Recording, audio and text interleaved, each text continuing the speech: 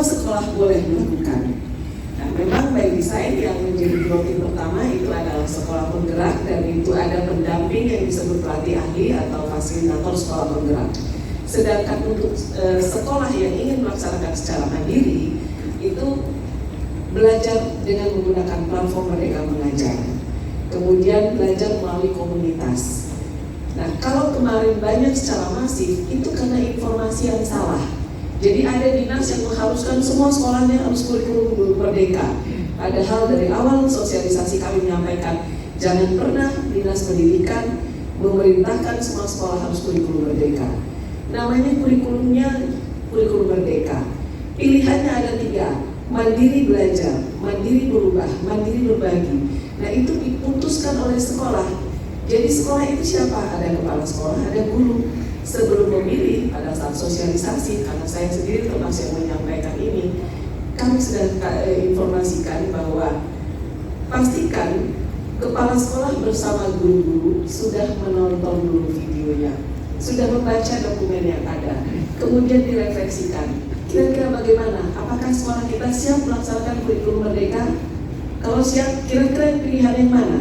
Pengertian dari mandiri berubah, mandiri belajar, berubah dan berbagi juga sudah ada di sana. Nah, itu adalah pilihan kesepakatan sekolah. Karena kemarin memang banyak juga yang karena diharuskan oleh dinas. Ada juga karena pilihan kepala sekolah. Ada yang kepala sekolahnya semangat, guru-gurunya enggak. Alhasil, ya kepala sekolahnya yang mau, kita sudah belum siap, ya aja kita dengan kurikulum yang sudah berjalan, ini juga baik.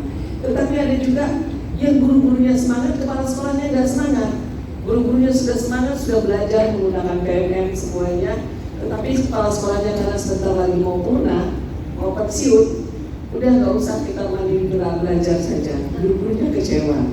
Nah, alhasil kemarin pas ada kesempatan untuk merubah pilihan sampai dengan 5 Juli kemarin, dan kebetulan sudah terpilih kepala sekolah yang definitif yang baru, akhirnya mereka bisa, guru-gurunya bisa bersepakat dengan kepala sekolah yang baru untuk pindah dari mandiri belajar ke mandiri berubah.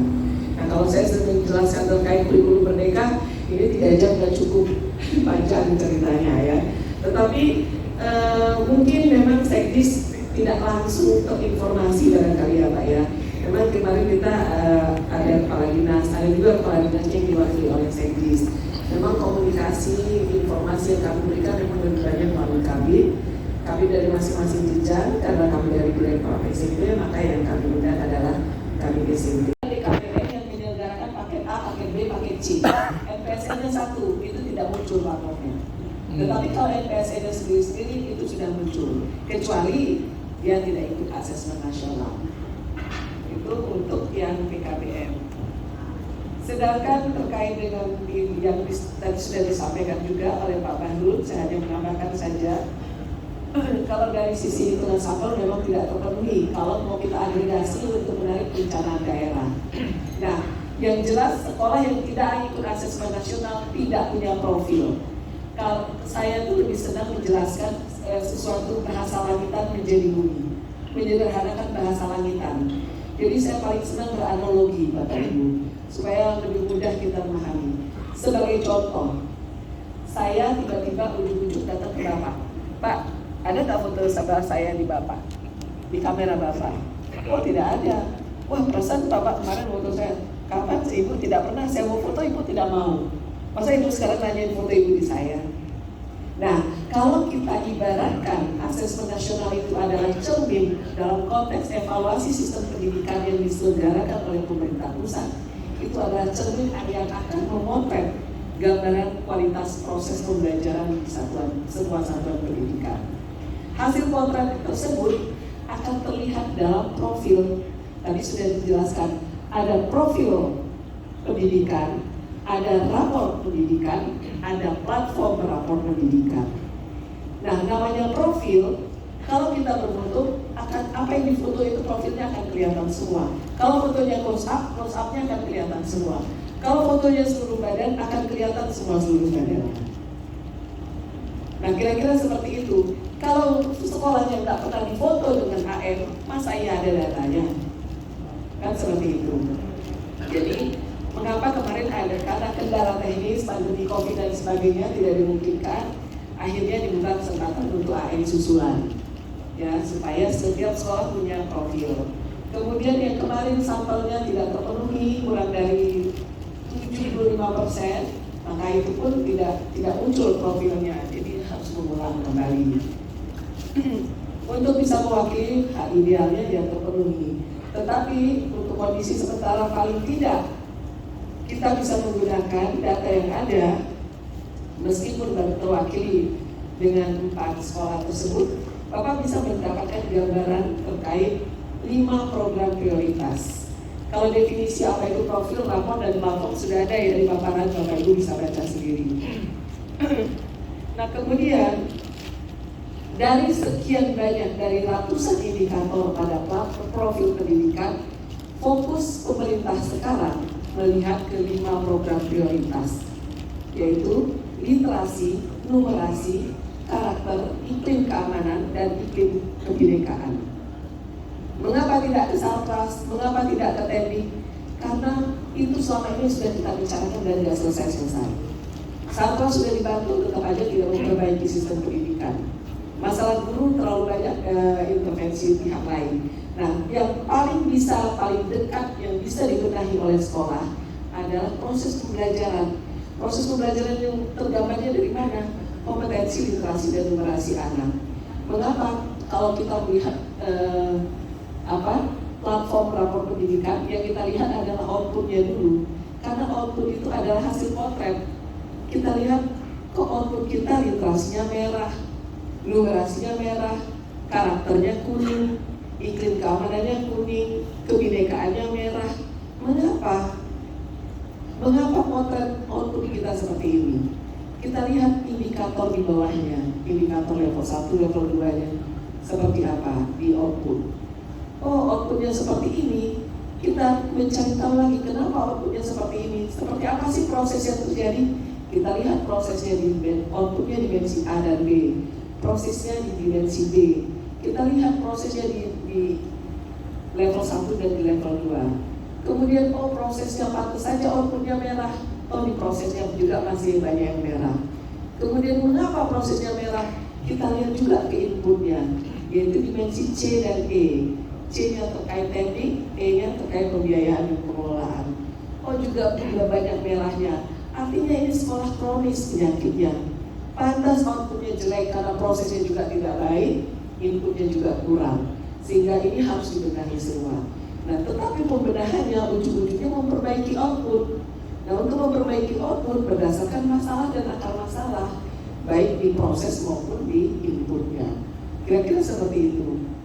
Jadi, difokuskan ke 5 program prioritas yang tadi disampaikan Pak Bahru juga.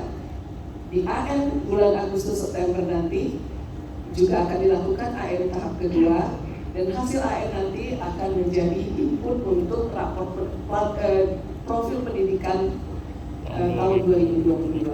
Nanti akan terlihat deltanya. Apakah yang tadinya literasinya merah sudah berubah menjadi kuning? Ataukah masih sama-sama kuning tetapi skornya meningkat?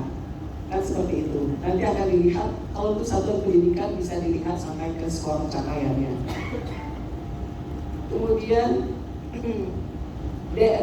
Dinas Pendidikan Kabupaten Kota, ini saya maaf ngomongnya kurang nyaman. Dinas Pendidikan Kabupaten Kota itu menangani PAUD, SD, SMP.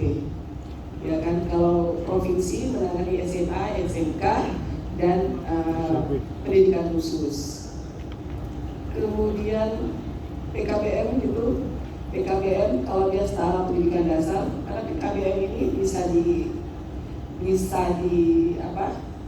karena itu pendidikan masyarakat, bisa di kabupaten kota, bisa di provinsi. Tetapi kalau mandat dari SPM itu hanya PAUD, SD dan SMP. Kemudian untuk Menpan dan Kemdagri apa ya? Menpan dan Kemdagri konteksnya seperti apa maksudnya Pak?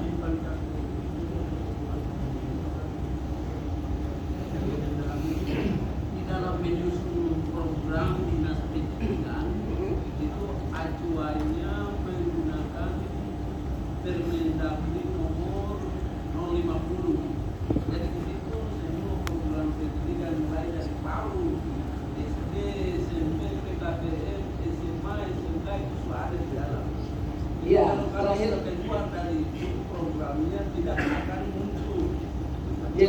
Pak, kita sudah bersepakat, kita sudah bersepakat acuannya dari PP nomor 2 ya terkait SPM, kemudian Permendagrinya nomor berapa 29 atau 59, juga ada Permendikbudnya terkait dengan pemenuhan pelayanan standar minimal. Nah, kita sudah bersepakat antara Kemendikbud dengan Kemdagri bahwa untuk menyusun program kerja di daerah, khususnya di Dinas Pendidikan, mengacu pada satu sumber data, yaitu data yang ada di platform rapor pendidikan. Bukan data rapor ya, ngomongnya data yang ada di platform rapor. Nah, data yang ada di platform rapor ini berisi, saat ini berisi profil. Profil itu artinya deskripsi semua capaian dari semua dimensi output, dimensi A dan B, proses D, serta inputnya C dan E. Nah, tahun depan baru kita ketemu raportnya. Jadi kita sudah bersepakat seperti itu, bahwa kita menggunakan satu sumber data dengan Kemdagri, bukan dengan Menpan. Ya, kalau Menpan itu lain lagi cerita itu. Jadi seperti itu Pak. Silakan dibaca Permendagrinya, nanti bila perlu saya share beberapa sumber peraturannya. Baik, silakan Pak Baru. Ya. Kalau sudah seperti itu, mereka tidak akan mengutip lagi. Dan advokasi kami kemarin salah satu kami menegaskan seperti itu. Bapeda, DPRD, jangan di-ACC usulan dinas apabila tidak bisa membuktikan hasil analisis data dari perencanaan berbasis data ini. Begitu juga Bapak Ibu, jangan di-ACC angkasnya apabila kepala sekolahnya nyusun berdasarkan mimpi semalam programnya. Ya, seperti itu. Jadi semua rencana harus berbasis data. Datanya udah enak, rumahnya udah satu. Kalau dulu kami akan data akreditasi sendiri, data UN sendiri, data PDS sendiri, data Dapodik sendiri. Sekarang sudah satu rumah, tinggal diolah dan dianalisis, kemudian dijawab dengan program yang menjawab akar masalah. Jadi seperti itu Bapak Ibu. Kemarin sudah kami advokasi semua, mudah-mudahan bisa diserap dengan baik. Selanjutnya itu sudah di luar kewenangan kami, tetapi secara hierarki kita sudah melakukan rangkaian itu. Jadi insya Allah kita sudah sedia sekarang. Seperti itu Bapak Ibu. Silakan Pak Baru, terima kasih. Terima kasih. Kualitas proses pembelajaran di sekolah. Kalau ngajarnya bagus, pasti akan tercermin ke siswanya. Bukan diukur mata pelajaran, tapi kompetensi mendasar yaitu literasi dan numerasi, serta karakter dan lingkungan belajar. Nah, UN tadi mengapa dikatakan wajib? Ya karena dia menjadi prasyarat. Awalnya UN penentu kelulusan, kemudian berubah menjadi UN sebagai prasyarat untuk dinyatakan lulus. Kalau AM ini hanya untuk mengukur. Jadi kalau kita bicara PP 57 2021 dan diperbarui juga dengan PP nomor 4 tahun 2022, di situ ada sistem evaluasi pendidikan. Sistem evaluasi pendidikan itu dilakukan oleh pemerintah pusat, pemerintah daerah, dan atau lembaga independen. Nah, sistem evaluasi sistem pendidikan dan sistem evaluasi pendidikan yang dilakukan oleh pemerintah pusat antara lain melalui asesmen nasional. Nah, sebagai sistem evaluasi itu kan ini kita menggunakan instrumen yang kita sebut dengan instrumen asesmen nasional. Yang kita evaluasi adalah satuan pendidikan, entitasnya adalah satuan pendidikan. Siapa saja, yaitu peserta didik dan para pendidiknya, termasuk guru dan kepala sekolah yang ada di sana. Itu yang kita evaluasi. Yang kita evaluasi sesuai dengan tujuannya adalah evaluasi sistem pendidikan yang ada di satuan pendidikan. Maka yang kita lihat adalah kualitas sistem pendidikan di sekolah tersebut, yaitu di kelas kita ambil kalau SMP di kelas 8. Jadi di tengah-tengah proses karena mengapa tidak di kelas 7? Di kelas 7 mereka belum masuk, belum dapat intervensi dari sekolah itu. Kalau murid-muridnya ada yang pintar, mungkin dari treatment di SD. Kalau di kelas 9 sudah di ujung, kita tidak sempat hasilnya jelek, tidak sempat memperbaiki, sudah keburu lulus, PR buat di SMA. Tetapi kalau kita menilai di tengah-tengah, ternyata kurang, sekolah masih punya kesempatan untuk memperbaiki kualitas proses pembelajaran. Nah, itu tidak diwajibkan, tetapi otomatis nanti saya tidak tahu, saya tidak berani mendahului, tetapi otomatis dalam kepentingan pembinaan dan bahkan mungkin bisa jadi ini akan ada benefit untuk yang mungkin dampaknya positif dan signifikan. Mungkin dasar pemberian poskinerja adalah peningkatan pada rapor pendidikan dari tahun ke tahun yang mengalami peningkatan, bisa jadi itu menjadi indikator. Sebagai contoh, kemarin kita sudah mulai menghitung bos kinerjanya berdasarkan dari data yang ada di platform pendidikan. Ya, seperti itu. Jadi kalau sekolah yang tidak mau, ya udah, tidak apa-apa. Sementara memang tidak ada paksaan. Tetapi nanti akan rugi sendiri. Dan daerah pun harusnya bisa menegur supaya mendapatkan data yang komprehensif. Masa iya Bapak punya anak gak mau dinilai? Ada 10 anak, ada 2 anak yang pada loh, saya gak mau bagus jelek kan saya tetap anak Bapak, akui aja. Yang lain kalau salah disentil istilahnya, kalau yang bagus dipuji. Yang 2 ini terserah maunya begitu. Kan gak mungkin juga dinas pendidikan yang punya anak 10 dibiarkan 2 yang gak mau. Kan harusnya ini kepentingan untuk dinas juga, untuk memastikan agar semua sekolah itu bisa terukur kualitas kinerja proses pembelajarannya.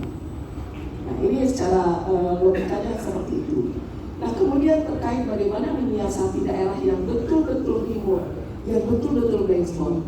Insya Allah tahun ini kita kemarin juga sudah dilakukan, dan tahun ini akan lebih masif lagi. Jadi yang memang tidak bisa secara melalui daring, melalui jaringan, maka nanti akan datang petugas dengan membawa soal dalam bentuk tetap dalam bentuk soft file, tetapi langsung ditunggu di sana. Sehingga tidak ada alasan sekolah tidak ikut karena tidak bisa, karena terkendala infrastruktur seperti itu. Jadi dinas monggo, jangan ada anaknya yang tidak. Kita itu kan harus untuk bisa menjadi baik itu kan harus selalu dievaluasi kan. Kalau dibiarkan saja bisa saja udah melenceng kemana-mana. Kita ingin kan semua sekolah bagus, semua anak-anak kaitkan langsung ya dengan dihapusnya UN, kemudian munculnya AN kan. UN itu mengukur hasil pada saat dia jenjang. Nah, kita tidak lagi mengukur hasil, kita mengukur proses, kualitas proses pembelajaran. Nah, itu tentu harus di tengah-tengah. Sehingga kalau diketahui kualitas proses pembelajaran yang berlangsung kurang baik, masih ada kesempatan 1,5 tahun atau 3 semester untuk memperbaiki agar nanti lulusannya memang betul-betul baik. Dan sekaligus itu menjadi lebih kurang 60% input untuk ke pendidikan Indonesia. Ada yang tadi sudah di paparan yang disampaikan Pak Eko tadi, ada beberapa kebijakan Merdeka Belajar yang saling terkait satu sama lain. Nah, ada juga yang tidak langsung terkait, tetapi itu menjadi prioritas kerja dan kinerja dari Kemendikbudristek. Jadi kalau kita lihat kebijakan Merdeka Belajar, itu terukur target kinerja yang sudah dilakukan dan yang sudah dicapai. Jadi bukan yang parsial atau sistemik, tetapi itu adalah program kebijakan Merdeka Belajar yang menjadi skala prioritas untuk dituntaskan pada paling tidak di masa periode kementerian yang sekarang, dan itu adalah krusial. Kalau kita